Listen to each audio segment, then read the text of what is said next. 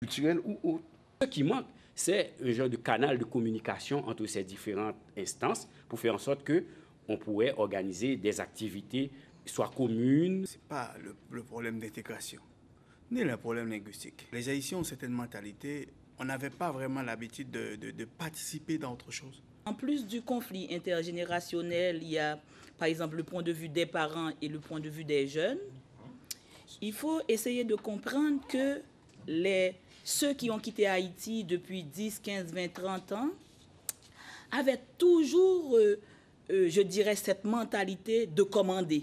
Moi, je veux que mon enfant fasse ci, je veux que mon enfant fasse ça, et il doit le faire, parce que c'est ce que je veux. Or, ici, au Québec, on est dans un pays de droit, donc les devoirs, ça n'existe presque pas.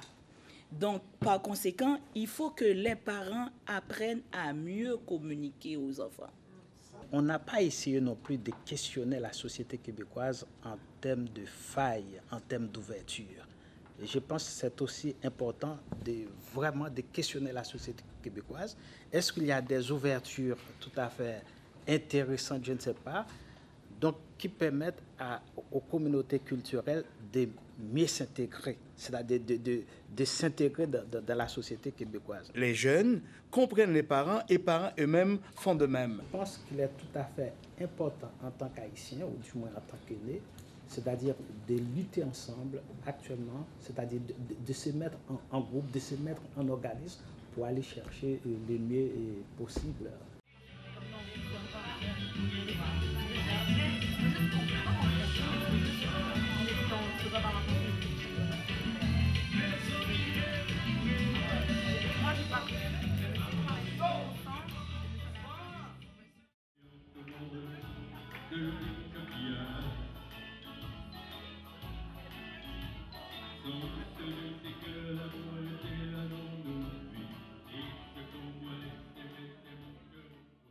C'est important pour nos aînés avoir toute une préparation, une formation, surtout à cause de la retraite, la santé et la maltraitance. Il y a tout un problème de manque d'intégration.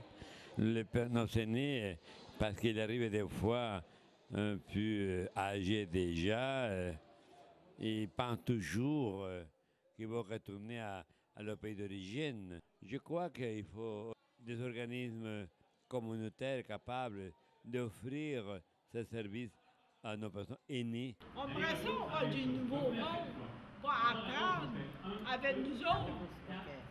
On refuse rien, nous autres. Il faut apprendre, il faut être capable d'être avec la personne, puis être diplomate, puis d'écouter et d'entendre les personnes comme ça. Nous autres, on est ouvert à tout le monde. On fait des portes à personne. Tout le monde est bienvenu de venir. Mais comme elle a dit, on dirait qu'ils ont peur de venir nous voir. Est-ce qu'on peut être membre? Donc, on ne refuse pas personne. Tout le monde qui veut venir, la porte est ouverte.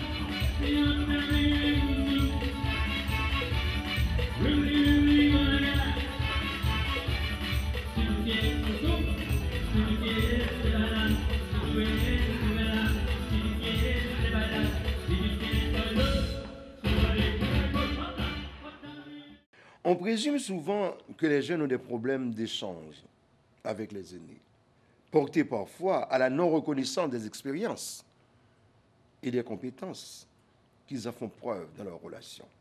Jeunes, s'agit-il de problèmes d'ordre relationnel et ou affectif, culturel ou autre?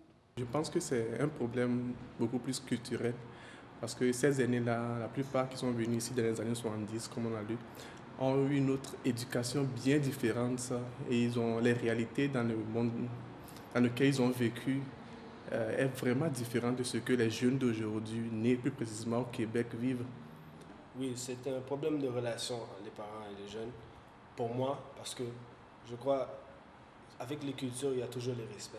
De très souvent, c'est toujours culturel, parce que les parents qui sortent de l'extérieur, qui viennent surtout à Montréal, c'est vraiment deux vies différentes, surtout pour les parents africains ou haïtiens.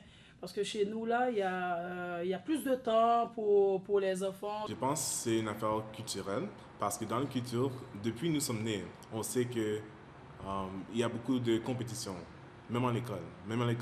Même dans les marchés du travail. On sait que si on ne fait pas une bonne job, ils vont trouver quelqu'un d'autre pour le faire. Si on ne gagne pas des bonnes marques, quelqu'un d'autre va le faire.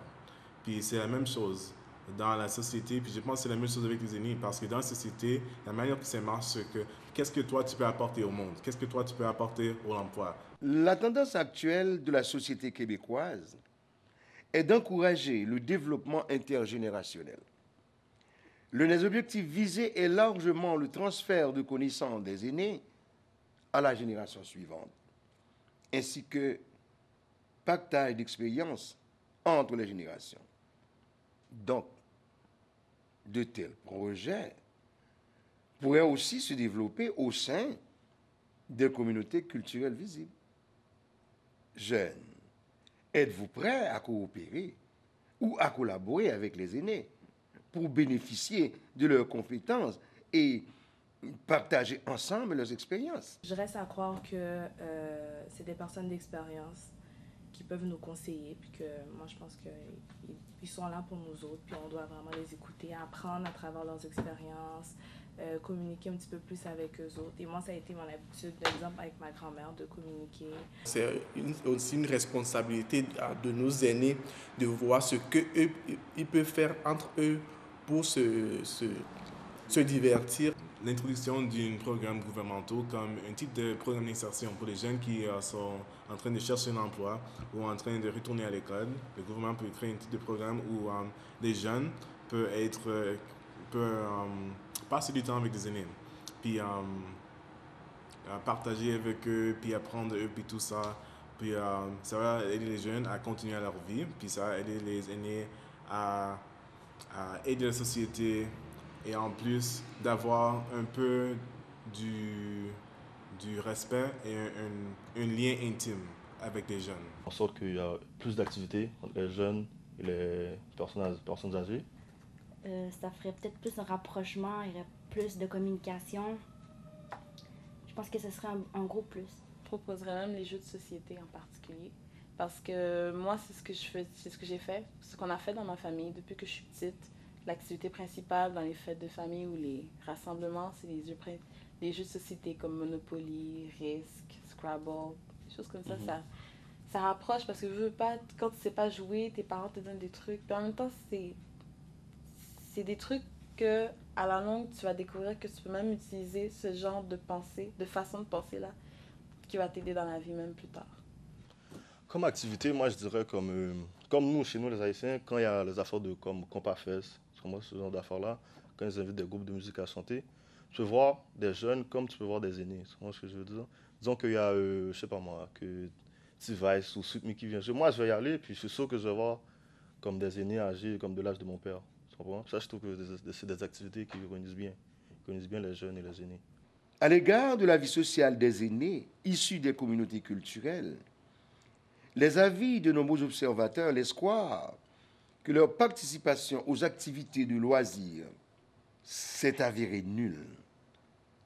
Et celle sans aucune comparaison, s'ajoutant également les malentendus avec leurs proches. D'après toutes les recherches, ils présentent plus de symptômes de dépression que l'ensemble de la population âgée. Selon vous, les jeunes, s'agit-il des problèmes familiaux, sociaux ou tout simplement ethniques? Il y a beaucoup d'immigrants qui viennent au Canada, ils n'apprennent pas le français. Donc déjà à la base, si tu n'apprends pas le français, oui l'anglais, mais si ton enfant il côtoie un milieu français, comment tu peux l'aider? Tu ne peux pas vraiment interagir. Qu'est-ce que tu peux faire avec lui? Parce que lui, il est habitué à parler français. Moi, je dirais que ça serait du problème niveau ethnie. Comme, disons que des jeunes, on va dire des jeunes latinos, font quelque chose comme un événement de n'importe quoi. C'est rare que tu vas avoir, je sais pas moi, des aînés arabes bien noirs apparaître. Tu vois ce que je veux dire? Fait que c'est ça, c'est vraiment un problème ethnie. Puis, fait que c'est ça, c'est pas question de racisme, parce que les vieux, comme ils sont plus entre eux, tu sais, de même ethnie. Fait qu'ils n'aiment pas trop se mélanger. Ils n'ont pas un niveau de vie assez élevé pour se permettre à certains divertissements ou bien à certains voyages. des minorités visibles, ils pensent plus à leurs enfants, même s'ils sont les enfants sont déjà dans une bonne condition. Tout ce ils gagnent encore à la fin de leur année ou bien de leur mois, ils réservent toujours plus pour ces petits-fils. Donc, ils ne se livrent pas effectivement à leur vie. C'est culturel aussi, parce que les Latinos et les Haïtiens, c'est pas partout c'est pas du tout, c'est pas la même culture. Fait que moi, c'est pour ça que je dirais que c'est ça qui cause un problème. Souvent, moi, je passe dans des centres pour personnes âgées où on retrouve normalement des Québécois, comme on dit, de souche. Ces personnes-là, ils ont leur propre activité. C'est-à-dire qu'ils vont faire des activités ensemble que des jeux de pétanque, ces genres de choses-là, où ils vont jouer au bingo. Normalement, les adultes, les personnes âgées que je connais dans la communauté haïtienne ne vont pas forcément jouer à ces genres de choses-là. Ce sont des gens qui vont plus se mettre à l'écart, qui vont plus participer dans des réunions de prière, qui vont juste se rencontrer pour prier ou du moins tout simplement pour parler de politique. D'après tout ce que vous venez de dire là, moi je vois plus la culture qui empêche l'union de ces genres de personnes adultes. Parce que nous les jeunes, on est plutôt toujours prêt à apprendre ce que l'autre donne en culture. Prêt à aider les aînés, mais c'est en sorte qu'eux, ils sont prêts aussi.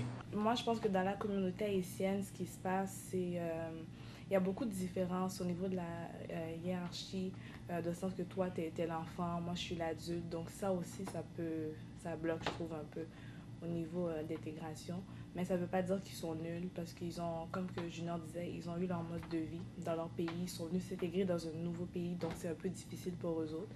Mais ils apportent quand même du bien et une richesse à la société. Personne avec qui je me tiens, ça a toujours été du monde plus vieux. Même, juste pour vous dire, présentement, mon père, il a entre 60 et 65. Puis je me tenais avec ses amis. Pour vous dire à quel point c'est une grande différence de génération. Mais je me tenais avec ses amis, je parlais, je les écoutais, me raconter leurs histoires, leurs erreurs dans la vie, leurs regrets. Puis je me disais, ok, ça, je vais pas faire ça quand j'ai grandi, ça, je vais pas faire ça, je vais faire ça comme ça. Donc oui, je serais toujours prête à collaborer avec les personnes plus âgées. Pour moi, je serais prêt à collaborer, à entendre un âgé, un aîné. Tout dépendant sur quoi aussi, comme un aîné qui vient me parler de politique, vous savez, en politique, ça m'intéresse vraiment, mais vraiment pas. Tandis qu'un aîné qui vient me parler de la vie, c'est qui vient me parler de la vie, qui a eu beaucoup de vécu, ça j'aimerais bien l'entendre. Ça pourrait me préparer à entrer dans les hauts et les bas de la vie, je dirais. Moi, normalement, je me mets toujours avec des grandes personnes. Parce que je me voyais toujours plus grand que mon âge par rapport que je détestais toujours les bêtises que les jeunes de mon âge faisaient souvent. C'est pour ça que je voyais ces gens de personnes comme mes exemples. Pour faire suite à ce que Junior disait, c'est vraiment de t'encadrer ou bien de te mettre avec des personnes plus âgées, souvent donne encore plus de maturité à un jeune, c'est sûr. Ça nous aide aussi à comprendre ou bien à mieux faire les choses. Il y a aussi, je pense que aussi ce documentaire-là va être utile aussi pour moi, d'un côté, pour pouvoir savoir qu'est-ce que les aînés plutôt pensent de la jeunesse, pensent des jeunes de nos jours. Avez-vous des commentaires? Donc, en conclusion, moi, je dirais que c'est pas impossible la collaboration entre personnes âgées et jeunes. Il faut juste que chacun y mette un effort. Et surtout, c'est sûr que les jeunes ont besoin des conseils et des expériences des personnes plus âgées. Et en même temps, comme la phrase le dit, on a toujours besoin d'un plus petit que soi-même. Ce serait vraiment comme un plus pour moi, de mieux comprendre l'évolution aussi au niveau du travail, au niveau des professions. Donc moi, oui, je serais apte à partager ces expériences-là. Solution, c'est de trouver qui joignent, les réaliser un centre de jour pour réunir toutes les aînés de manière à ce que nous sommes capables de communiquer entre nous et améliorer la situation. Ce que je proposé, c'est pour les parents comprendre. Parce qu'on ne peut pas demander, parce qu'ils n'ont pas de système par nous. mais nous-mêmes, nous avons un système pas. Tous décrocheurs, organiser des cours spéciaux pour eux, pour faire continuer à étudier, montrer qui ça a réalisé. On a besoin de reconstruire nos familles dans une approche interculturelle. C'est-à-dire, on est venu avec un registre culturel, on est dans un autre. Et dans ce contexte-là, comment on va reconstruire notre famille? Il faut absolument que la société trouve un moyen de récupérer, de réintégrer ces gens-là dans la société parce qu'ils ont des expériences et des connaissances et compétences. Nous avons de gros problèmes auxquels il faut faire face, dont un local stable où on pourrait vraiment leur offrir ce qu'il faut pour les aider à s'épanouir, à les informer sur leurs droits aussi, parce qu'il y en a qui ignorent qu'ils ont des droits dans ce milieu, le droit d'être eux-mêmes, le droit de se faire respecter, de s'imposer, le droit vraiment de vivre leur vieillesse. Il faut lire, il faut étudier. Ça, je sais que ça coûte beaucoup, ça coûte très cher pour étudier aujourd'hui, mais quand même,